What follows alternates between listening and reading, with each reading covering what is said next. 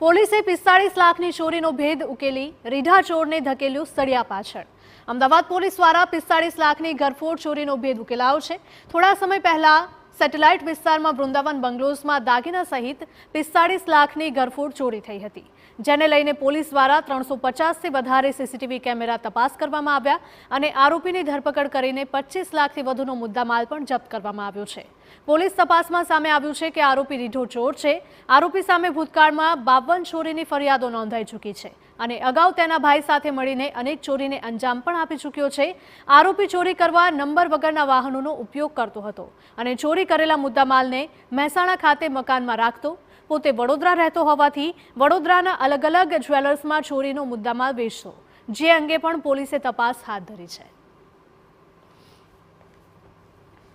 Number વગેરેની motorcycle કે four વ્હીલનો use કરતો હતો અને એ બનાવવાળી જગ્યાથી થોડી દૂર ત્યાં રાખીને અને એમને પછી ઘરમાં ઘૂસીને ગ્રીલ તોડીને ઘરમાં ઘૂસીને ચોરી કરતા હતા અને 2-3 કલાક ત્યાં ફરતા હતા અને ત્યાર પછી ત્યાંથી જતા રહેતા હતા।